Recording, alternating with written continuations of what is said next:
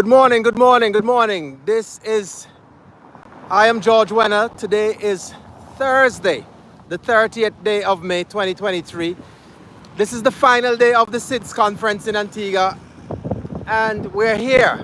We're here on location at the junction of Sir George Walter Highway and Airport Boulevard. We're just diagonally opposite the Eastern Caribbean Amalgamated Bank headquarters on Coolidge. And we're here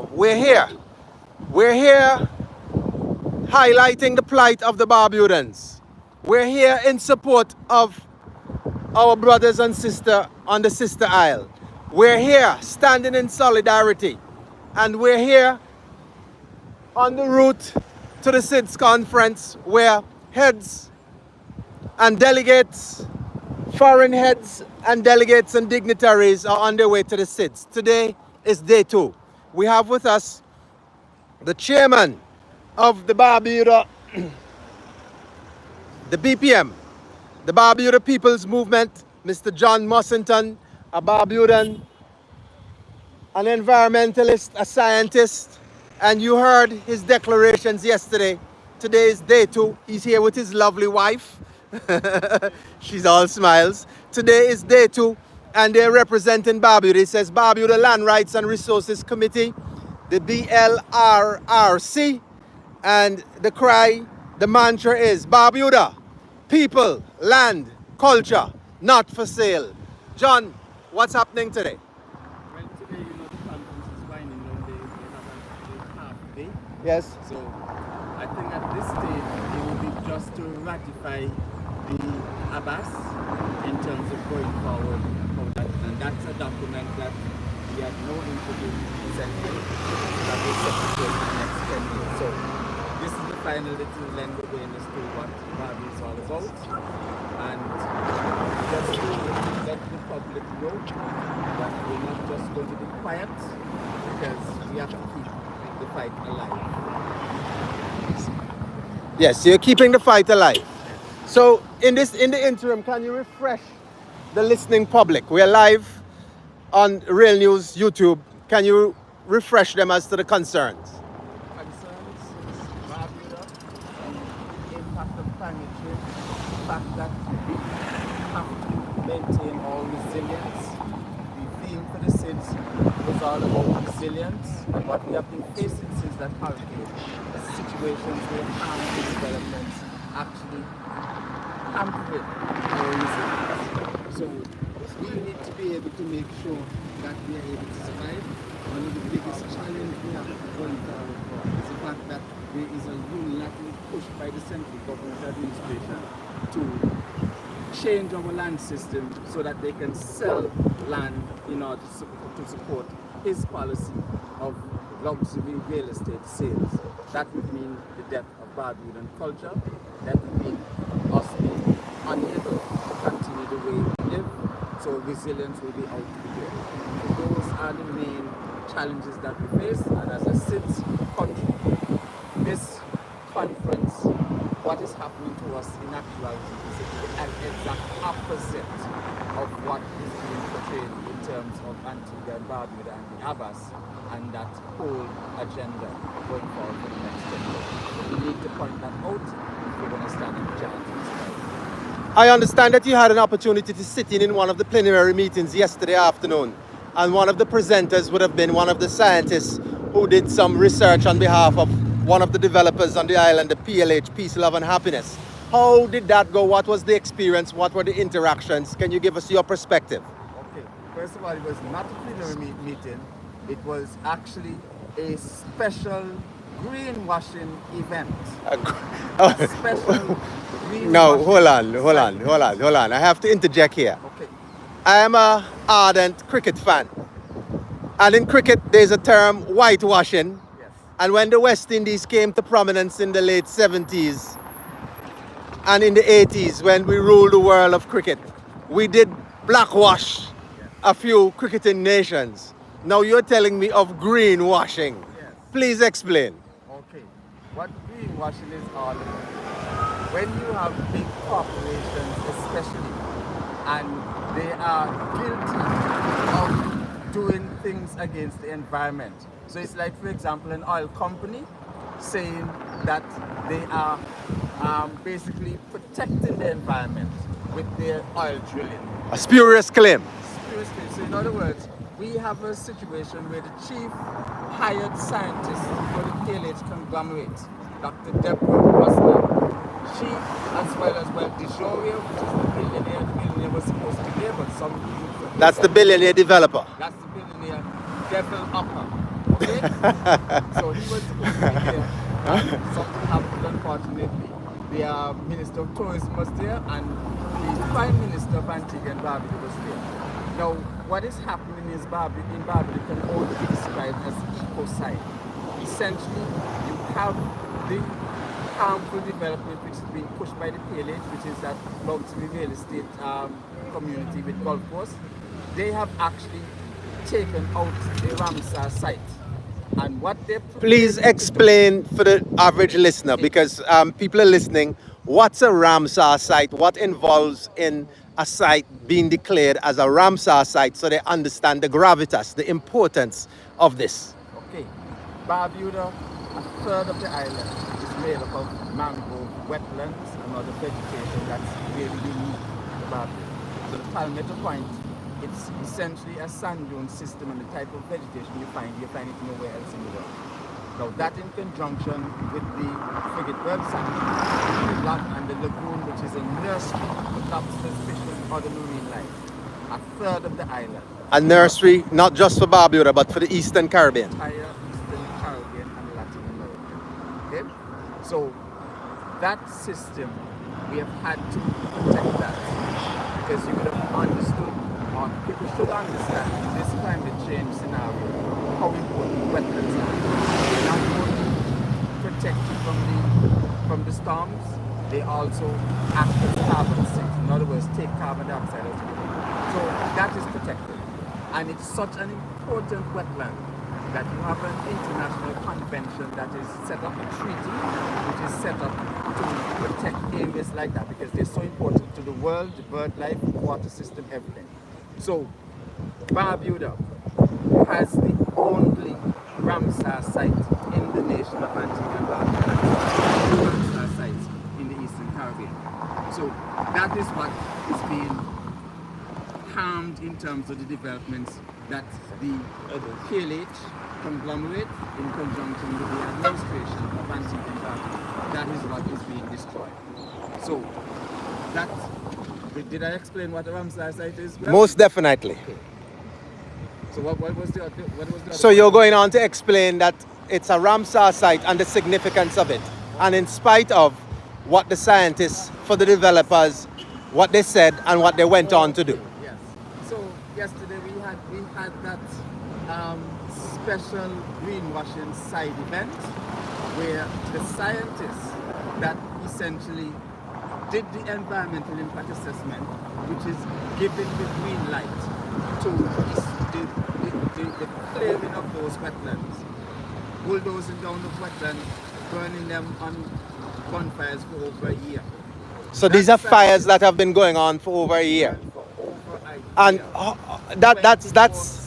that's analogous to, it casts my minds back to 1990 thereabout, in the first Gulf War, when the Iraqis went into Kuwait, and when they left Kuwait, they set the oil wells alight, and those oil fields, those wells burned for several months.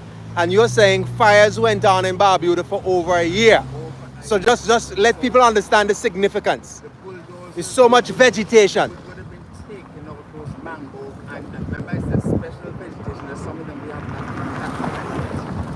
and basically feeding that fire, that's how they destroy them. The amount, the magnitude of vegetation you took out of that, the only way they could have found to hide them, get them out of the way to make way for the golf course and the luxury home, was to burn them. Okay? So that has been going on, and so we have a situation at SIT where we're concerned about greenhouse gases. That is very significant in terms of global warming and what is fueling the climate crisis. And you have the scientist who was hired by the government to be sitting in an event trying to tell people that they are protecting Barbuda, they're making Barbuda more resilient, they're building sand dunes, and they're making things in such a way that they're improving Barbuda from how they met it. Sorry to interject. So they're building sand dunes. So they met sand dunes constructed by nature. Yes, they root them out. They root them out and then they went to mimic that by building their own sand dunes. So the fact that they had to build sand dunes underscore the fact that the sand dunes are important in the first place. Why remove them that nature and God create, and for you to reinstate and build your own? And the thing about that session, right? Normally sessions like that, they're interactive, right? You have the experts, they make the statements, and then the audience will ask questions. You have a discussion. No such thing as So no questions were allowed. only allowed question from 3 specific Caucasian persons. The thing about it, one of those persons asked a question, made a comment in response to that building. They call it nature-based solution. The way he asked them is that, look, if you have nature doing its due in the first place, why take out the natural systems and then come and think that you're going to be making nature-based solutions to try to protect what you have taken out? Does that make any sense? What was the answer? They had no comeback. And he made the other statement that you have natural islands. Why take out nature, put down concrete to try to make it like Las Vegas? Why don't leave the natural islands as they are in terms of that is their attraction? If people want to go to Las Vegas, let them go to Las Vegas. Don't come to a small island just to see something like Las Vegas. So those are the kind of things, but those are the only questions they allowed. There was no other. Well, it would be remiss of me not to pick up on something that you said, because I was not at that session, that special hearing that you mentioned. And what jumped out at me is that they only allowed questions from 3 specific Caucasian individuals. Yes. You know, when you say that, my alarm bells ring. Okay. Because I know that you are indeed a local expert, because you born, grew up, still exist in that area. And in terms of, well, empirical evidence, you would have been there in your observations, so you were cast aside. Yes. Somebody of your hue, your color, were not invited to speak. They specify 3 foreign Caucasian individuals to come and listen to their voice over you, the local expert. And what is worse, the panel was consisting of these Caucasian supported experts. And what it boils down to is essentially this. You felt, and there was, it's not just me, there's experts. There are a number of experts inside that. For example, Dr. Patricia Northover, who's connected to the University of the West Indies, she was right there. And you could see the livid insult that she experienced in terms of what was done in that session. So what she said to me is that, look, this seems as though it was a situation where the colonizers again, they're coming to tell you how you should think, what you should do, and you should just sit there and listen while they tell you how you should. I want that point to marinate with our audience, you know. Because here you have the doctor, what's her name? Patricia Northover. She is a professor at the University of the West Indies, our university. In that audience. So it's not just Barbuda being disrespected. We have our highest learning institution in this region, the University of the West Indies, in the top 50 in the world. And they're being set aside. Their opinions are being set aside. You sit there, you will listen to us, let us tell you what your problem is, and let us tell you how you are going to solve your problem. When you finish hearing, just keep quiet and go. So they got the same treatment meted out to you and the Barbuda Council and the BPM and the Barbudan citizens. The professor of the University of the West Indies suffered the same fate, same marginalization as the Barbudans by not even venturing to hear from them, to invite them to hear from the University of the West Indies. So you understand what Reprehensible. And thank you for putting that qualifier on greenwashing. And it is significant because yesterday while they were giving that presentation, another significant world event occurred in South Africa. Yesterday was the South African general elections. Yesterday. And we're waiting with bated breath to see the outcome of those general elections. And you know the baggage of those elections. Apartheid South Africa, post-apartheid South Africa, yet still economic apartheid South Africa is ongoing. And they went to the polls yesterday to rid themselves. And we're seeing the same thing being played out in Barbuda with the colonizers. Economic apartheid in Barbuda still continues. And we saw that played out yesterday with the handpicking, the selection, the staging of the quote-unquote scientists that they want to take a message to the world and silencing the voices of the Barbudans. Yes, and that's greenwashing side effect at the 6th floor. Yes, we also have Gulliver. We also have unseen Gulliver. Wait, we have a queue coming here.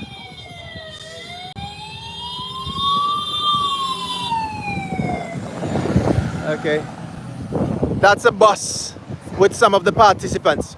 We have here on site also Gulliver, and he's from the Barbuda Land Rights and Resources Committee. And Gulliver, you're here. This is day 2. What are your thoughts? Share with us your thoughts. Good morning, good morning. It is really a shame the greenwashing that's been happening in this SIDS 4 forum. And we want the people who are attending SIDS 4 to tune in and find the reality of what's happening just 26 miles away from where we're standing now. The reality is that mangroves and wetlands are being mowed down in the name of development.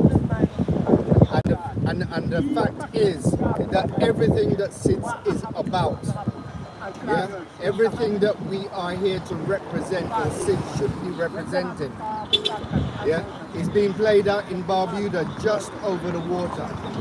So we want people to wake up and understand the reality, the greenwashing of what's happening here. Okay. The greenwashing.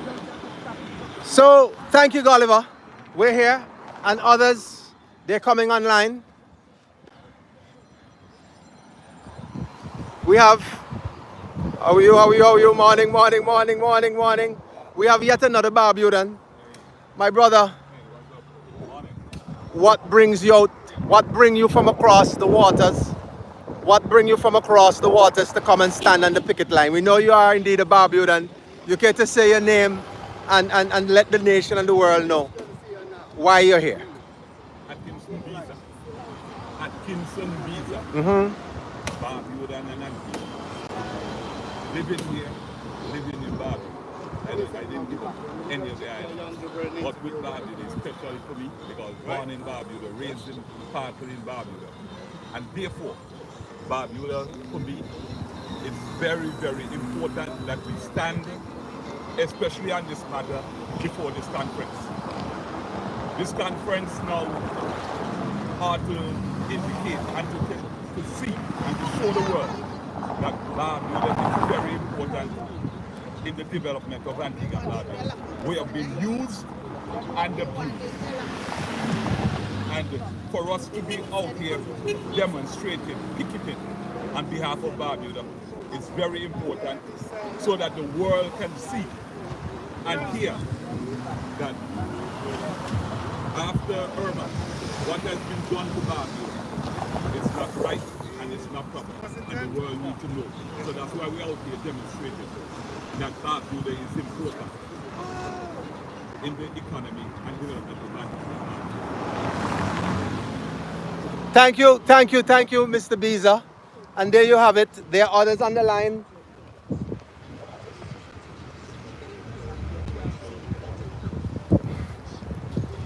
So we also have yet again day 2. Sister Pearl, you're here live. What brings you out on day 2? The support, the must continue to support Barbuda people. They are our brothers and sisters. When they hurt, we feel pain too. So I am hoping that I'm going to see more persons coming out. People, this is happening to Barbudans, but it's only a matter of time before it happens on the mainland here. You must understand this. So, my dear people, I am calling on those who are still sitting at home and wondering whether they should come.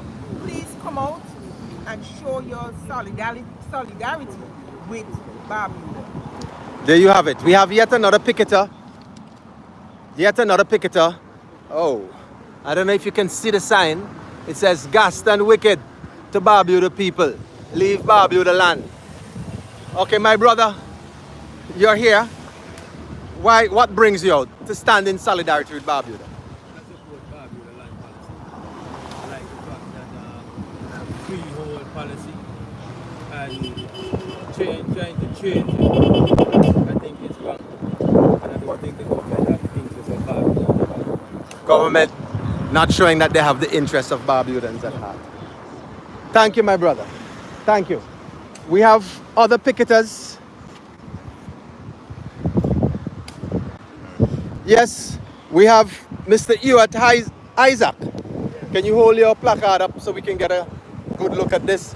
It says, "We say no to colonization of Barbuda land. Real men stand up for his country." What brings you out this morning, my good brother? Well, as an African nationalist freedom fighter, this is a fight that is worthwhile coming up for, because it's not only about the people of Barbuda, but it's about the people of Antigua and Barbuda. And so it's very important that I find that we have to come out here to show our support to our brothers and sisters on the island of Barbuda. The whole United Nations, in my opinion, is an illegal organization, and this SIDS conference is just another talk shop. Nothing has been implemented since 1994, when they had the first SIDS conference in Barbados 30 years ago. And so to come out here, to me, it's just a party show. And some of the things that they had in Barbados, Agenda 21, talk about potable water, talk about proper infrastructure.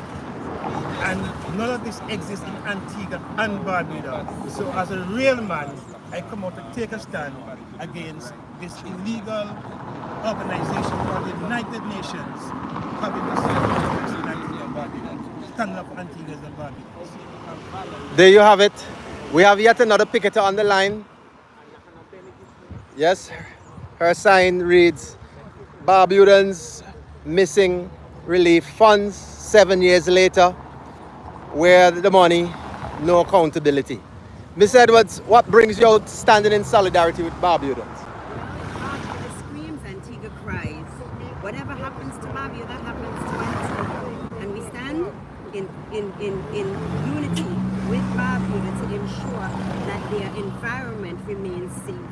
They have attempted to destroy most of the environment in Barbuda for so-called projects that we have yet to see come to fruition. They destroyed a lot of natural habitat of Barbuda, and we need to put that to an end, put a stop to it. It is clear that what is going on right now is just destruction of the soul of Barbuda and Antigua for profits for Gaston Brown and his cronies. So there you have it. Destruction on a large scale, and we're here. We're calling on you to come on out. We have yet another picketer just arrived, and he's standing with the Barbudans, embracing his amigo. He said, though he was not born in Barbuda, he was raised in Barbuda. And everyone knows Paul of the Mighty Quinn. the mighty Quinn, he says, Paul of Observer AM, not Observer AM, Voice of the People. This is the other half of the show. Paul, what brings you out standing in solidarity with the Barbudans? I think it's important that I come out and stand with the Barbuda people. Barbuda is under grave threat. It's one of the islands that's lowest in the Caribbean, and we know that Barbuda went through Hurricane Irma, and there are lessons to be learned from Hurricane Irma, and I find it a travesty that Barbuda was not invited to a seat at the table at this SIDS conference. So I am coming to stand with the Barbuda people so that the voices of Barbudans can be heard. A travesty. And we also have from the voice of the people, the other co-host, France. Hey, So we have both Paul and now we have France. France, what brings you out here again? The commitment, day 2, you know, braving the elements, standing in solidarity with the Barbudans. George, it certainly is something that I think every Antiguan and Barbuda has to do, is stand up for the things that we believe in. And I believe everything points to the fact, all the evidence is there, that Barbuda is being taken advantage of. The fundamental rights that we have, the rights to be able just to survive on the land that is Barbuda, is being taken away from the people of Barbuda. And we might think that it don't affect us because we live over here in Antigua. But we have a unitary state of Antigua and Barbuda. And what happens over there will eventually affect us. And every Antiguan and Barbudan ought to stand up when wrong is happening and say that is wrong, so that we can mobilize and fight and be able to save Antigua and Barbuda.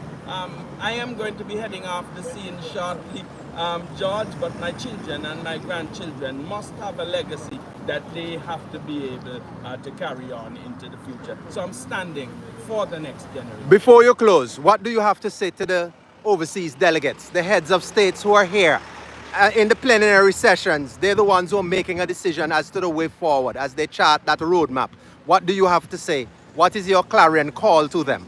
Well, I have to ask them to be able to do a little bit more research relative to the people and them that they have here, running and organizing things. I have to ask them to pay attention to what is happening in Barbuda, because it really is outside of the purpose of the conference if you come to a place and have people who do not the issues are in Antigua and Barbuda. And so the people who are organizing SIDS should know that those who they are talking to in Antigua and Barbuda are not those affected. As a matter of fact, in Barbuda, they are the people that are causing the harm to the people of Antigua. So are you making an appeal to them to have a dialogue with those they have excluded from the conference? Those who they refuse a seat at the table? They must have a dialogue and a discussion with the folks that are directly affected, especially in light of the environmental concerns that are there. There you have it, folks. We're right here. We're calling on you to come on out. The picket is on. We're here on the Sir George Walter Highway and Airport Boulevard on the route to the SIDS conference. George Wenner, live on scene, holding their feet to the fire, keeping them honest.